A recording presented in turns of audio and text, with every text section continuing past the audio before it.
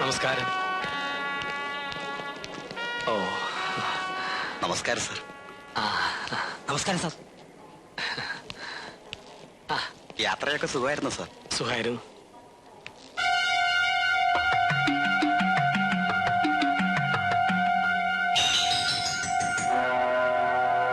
നിൽക്കൂ. ഇൻസ്പെക്ടർ, ഈ സ്ത്രീയെ പരിശോധിക്കൂ.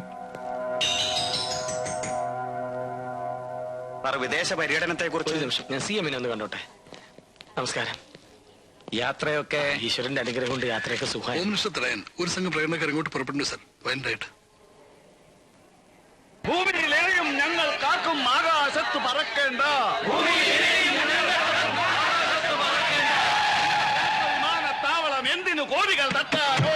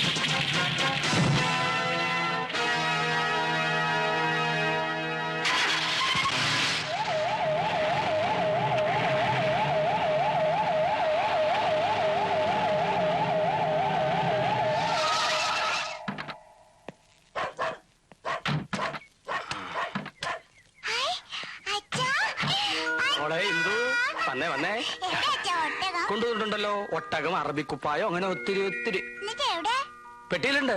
അലക്സ് മാമൻ ഇപ്പൊ എടുത്തോണ്ട് വരും. ഏട്ടൻ പോയാ പിന്നെ മോൾക്ക് ഇത് തന്നെയായിരുന്നു വർത്താനം. ഒട്ടയത്തെ കൊണ്ടുവരും, ഒട്ടയത്തെ കൊണ്ടുവരും. നീ കുടിക്കാൻ എന്തെങ്കിലും എടുത്തു വെക്കാം. ഹലോ പ്രിൻസ്, വന്നേ. പൊന്നുമോളെ, ഈ കൊള്ളാലോ. നമുക്ക് ഇഷ്ടമാണോ? മോൾ രാവിലെ എന്ത് കഴിച്ചു? പാല് കുടിച്ചു. പിന്നെ നല്ല പൊന്നുമോള്. മോൾക്ക് ഉടുപ്പക്കാർ വാങ്ങി തന്നു അച്ഛൻ. മിസ്റ്റർ സുധാരൻ, നിങ്ങൾ എന്തിനാ എന്റെ മോളെ എടുത്ത്? ആഭ്യന്തരമന്ത്രിയുടെ വീട്ടിൽ പോലീസുകാർ ആയപ്പണി എടുക്കുന്നു എന്ന് പറയിപ്പിക്കാനാണോ? അല്ല സാർ. നോ നോ നോ, മോളെ താഴെ ഇറക്കൂ. മേലിൽ ഡിപ്പാർട്ട്മെന്റ് ജീവനക്കാർ DIG ആയാലും ശരി, കോൺസ്റ്റബിൾ ആയാലും ശരി, എന്റെ മോളെ എടുക്കുകയോ സ്നേഹിക്കുകയോ ലാളിക്കുകയോ ചെയ്താൽ സൂക്ഷിച്ചോളൂ. I will take action against them. Sir. Ammani എവിടെ? അമ്മണി,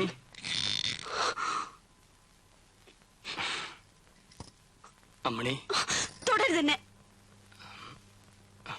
നോക്കൂ, ദീർഘനാളത്തെ പര്യടനം കഴിഞ്ഞ് അതും ചുട്ടുപഴുത്ത മരുഭൂമിയിൽ തിരിച്ചു വരുന്ന ഭർത്താവിനെ ഇങ്ങനെയാണോ സ്വീകരിക്കുന്നത്? പര്യടനം പുറപ്പെടുമ്പോ എന്നെ കൂടെ കൂട്ടിക്കൊണ്ട് പോണോന്ന് ഞാൻ കരഞ്ഞു പറഞ്ഞിട്ട് കേട്ടില്ലല്ലോ. എന്നെ നരകത്തിൽ തനിച്ചാക്കിട്ട് പോയില്ലേ? ഇനി എന്നെ കൊണ്ട് വയ്യ മറ്റുള്ളവരുടെ ദ്രോഹം സഹിച്ച് ഇവിടെ ഇങ്ങനെ കഴിയാൻ. എന്താ ഉണ്ടായത്? ശാന്തനായ എന്നെ അരിശം പിടിപ്പിക്കരുത് കേട്ടോ. പറയൂ. നിങ്ങളുടെ അമ്മയും പെങ്ങളും ഇവിടെ ഉണ്ടല്ലോ, ചോദിക്കൂ. അമ്മേ, അമ്മേ, അമ്മേ. അമ്മ എവിടെ പോയി? ഞാൻ കണ്ടില്ലല്ലോ.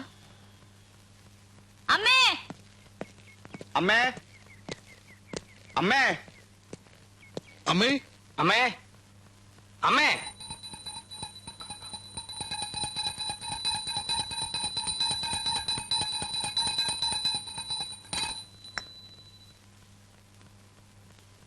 മറ്റുള്ളവരെ പേടിപ്പിച്ചളഞ്ഞല്ലോ. അമ്മ പൂജ മുറിക്കാതിരിക്കായിരുന്നോ? പേടിപ്പിക്കാനല്ല മോനെ, പുറത്തെ സ്വൈരക്കേട് സഹിക്ക വയ്യാതാവുമ്പോ മനസ്സിനൊരു സമാധാനത്തിന്. അമ്മയ്ക്ക് ഇവിടെ സ്വൈരക്കേടാണല്ലേ? അമ്മണിക്കും അതെ. പിന്നെ ബാക്കിയുള്ളവർക്ക് എങ്ങനെയാ സമാധാനം ഉണ്ടാവുക? പറയൂ. എന്തിനാ പറയുന്നത്? ഞങ്ങൾക്കൊരു പരാതിയില്ല.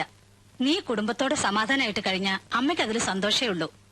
അതിന് ഞാനും മോളും തടസ്സമാണെങ്കില് ചെറുതാണെങ്കിലും നാട്ടിലൊരു കൂരയുണ്ടല്ലോ, ഞങ്ങൾ അങ്ങോട്ട് പോയിക്കോളാം. അമ്മ പൊതുവെ ശാന്തനായി എന്നെ നിങ്ങൾ അരിശം പിടിപ്പിക്കരുത്. ഞാനൊരു മന്ത്രിയാണ്, ആഭ്യന്തരമന്ത്രി. എന്നിട്ട് സ്വന്തം വീട്ടിലെ കലഹം ഒതുക്കാൻ കഴിയില്ലെന്ന് വന്നാൽ നിങ്ങൾ എല്ലാരും ചേർന്ന് എന്നെ ഭ്രാന്ത് പിടിപ്പിക്കരുത് പ്ലീസ്. സിന്ധു, എന്താ ഇത്? ഞാൻ പോയതിനു ശേഷം ഈ മാല മാറ്റിയില്ലല്ലേ? ചേട്ടാ അത് എടുത്തു മാറ്റൂ.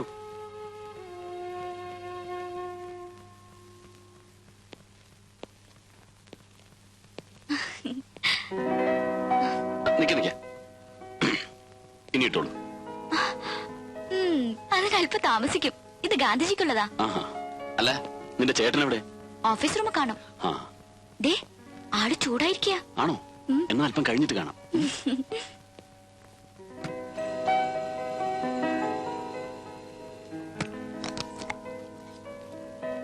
ആ, ഞാൻ ഇന്നലെ കൂടെ ഓർത്തേ ഉള്ളൂ അമ്മ ഉണ്ടാക്കുന്ന ഇഡലിയുടെയും ദോശയുടെയും ചമ്മന്തിയുടെ ഒക്കെ ഒരു രുചി. ഇപ്പൊ വേണമായിരിക്കും.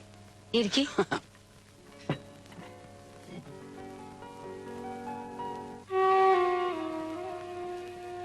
വരൂ. അക്രമം ആര് കാണിച്ചാലും അവരോട് യോജിക്കാൻ എനിക്കാവില്ല. വേണ്ട. ശത്രുവിനെ നേരിടാൻ മൃഗീയമായ ശാരീരിക ശക്തിയല്ല, ദിവ്യമായ മനഃശക്തിയാണ് പ്രകടിപ്പിക്കേണ്ടത്. ശരിയാണ്. സഹനമാണ് നമ്മുടെ ധർമ്മം, ഉം. അഹിംസയാണ് നമ്മുടെ മാർഗം. ആയിക്കോട്ടെ. താൻ ഇങ്ങനെ എല്ലാത്തിനും ഉവ്വ ആയിക്കോട്ടെ അതേന്നൊക്കെ പറഞ്ഞ എന്താ അതിന്റെ അർത്ഥം? പിന്നെ ഞാൻ എന്താ വേണ്ടത്? ഇയാൾ ഇന്ന് കാണിച്ചതുപോലുള്ള പോക്കൃത്തർ അവസാനിപ്പിക്കണം. അതാ ഞാൻ പറഞ്ഞു വന്നത്. ഉവ്വ്. തികഞ്ഞ ഗാന്ധിയനായിരുന്നു തന്റെ അച്ഛനെന്ന കാര്യം മറക്കരുത്. എന്റെ രാഷ്ട്രീയ ഗുരു കൂടിയായിരുന്നു അദ്ദേഹം. ആ കടപ്പാട് വെച്ച് പറയുകയാണ്, ആ വലിയ മനുഷ്യന്റെ മകൻ ഇങ്ങനൊരു തെരുവ് കൊണ്ടുപോയി അധപ്പതിക്കരുത്.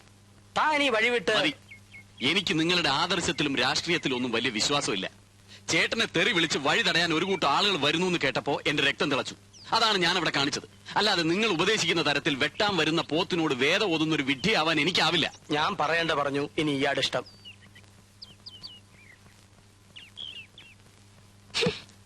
Alex, yes madam. ഈ ഒരു പെട്ടിയെ കൊണ്ടുവന്നുള്ളൂ. ഉവ്വ്. അപ്പൊ ഞാൻ പറഞ്ഞ സാധനങ്ങളൊന്നും കൊണ്ടുവന്നില്ലേ? ഇല്ല അല്ലേ? പിന്നെ തന്നെയൊക്കെ എന്തിനു കൊള്ളാടോ? അങ്ങേരുടെ പി എന്ന് പറഞ്ഞ് നടക്കുന്നുണ്ടല്ലോ. മാഡം, എന്നെ കുറ്റപ്പെടുത്തിയിട്ട് കാര്യമില്ല. ഞാൻ മന്ത്രിയുടെ പി എ മാത്രമാണ്. പറഞ്ഞാൽ അനുസരിക്കുന്നവൻ പി എ. അനുസരിപ്പിക്കാൻ എനിക്ക് കഴിയില്ല. പലതും വായിക്കാൻ ഞാൻ അദ്ദേഹത്തെ നിർബന്ധിച്ചതാ. സമ്മതിക്കട്ടെ, ഗൾഫിൽ ഞങ്ങൾ പോയിടത്തെല്ലാം മലയാളികളും അറബികളും ഒരുപോലെ സമ്മാനങ്ങൾ കൊണ്ടുവന്ന് മിനിസ്റ്ററുടെ മുമ്പിൽ ചൊരിയുകയായിരുന്നു. TV, VCR, computer, cooking range തന്നെ പലവിധം. അതിലൊന്നും പോലും സ്വീകരിച്ചില്ല. ആ കൂട്ടത്തിൽ എനിക്ക് കിട്ടി കുറെ. തൊട്ടുപോകരുത് എന്നല്ലേ ഉത്തരവ്. എന്താ ചെയ്യ? അദ്ദേഹം ഒട്ട് തിന്നുകയില്ല, മറ്റുള്ളവരെ കൊണ്ട് തീറ്റിക്കയില്ല. അതാ സ്വഭാവം. അറിയാലോ. ആ അലക്സ്, നിങ്ങൾ ഇതുവരെ പോയില്ലേ? അല്ല സാർ, CM എന്തോ കൊണ്ടുവന്നു. ആ യെസ് യെസ്, 2 സോപ്പുകൾ. അങ്ങനെ ഇപ്പൊ ആരെയും സോപ്പിടണ്ട. അലക്സ് പൊയ്ക്കോളൂ. ഓ, ആ യെസ് യെസ്. 2 സോപ്പ്. നാണുണ്ടോ നിങ്ങക്ക്? അമ്മണി, എന്റെ ഈശ്വര, ഈ മനുഷ്യൻ ഇങ്ങനെ ഒരു ഉണ്ണിപ്പിണ്ടി ആയല്ലോ. അമ്മണി, നീ എന്നെ ശകാരിച്ചോ ശിക്ഷിച്ചോ, പക്ഷെ അത് അന്യരുടെ മുമ്പിൽ വെച്ച് ആകരുത്. ഓരോരുത്തർ ഗൾഫിൽ പോയി വരുമ്പോ ഡസൻ കണക്കിന് പെട്ടികളാണ് നിറച്ചോണ്ട് വരുന്നത്. എന്റെ വീട്ടുകാർ മുഴുവൻ നിങ്ങൾ വരുന്നതും കാത്തിരിക്കുക. ഇതിന് ഞാൻ അവർക്ക് എന്താ എടുത്തു കൊടുക്കുക? അമ്മണി, ഞാനൊരു മന്ത്രിയാണ്. കള്ളക്കടത്തുകാരെ പോലെ ഗൾഫിൽ നിന്ന് സാധനങ്ങൾ പൊക്കിക്കൊണ്ടുവരാൻ പറ്റില്ല. നിന്റെ വീട്ടുകാർക്ക് കൊടുക്കുക. ഇതിനകത്തുണ്ടല്ലോ സോപ്പ്, പൗഡർ. നിങ്ങളുടെ ഒരു സോപ്പും പൗഡറും. സ്പീക്കിംഗ്. എവിടെ വെച്ച്? നന്ദകുമാറാണോ വണ്ടി ഓടിച്ചിരുന്നത്? ആക്സിഡന്റ് പരിക്കുവല്ലോ പറ്റിയിട്ടുണ്ടോ? എന്താണ് എന്റെ അനിയന് പറ്റിയത്? പോലീസ്. ഹലോ. യെസ് മാഡം, കൊടുക്കാം. ഇല്ല, എനിക്കൊന്നും പറ്റില്ല ചേച്ചി. ഓട്ടോയില് 2 പേർക്ക് പരിക്കുണ്ട്. അവർ ഹോസ്പിറ്റലിൽ കൊണ്ടുപോയിരിക്കുക.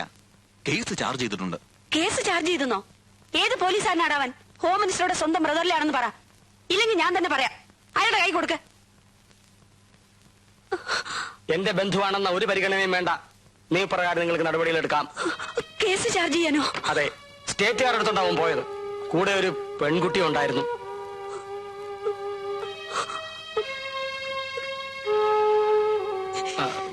അമ്മണി, വിഷമിക്കണ്ട, വഴിയുണ്ടാക്കാം.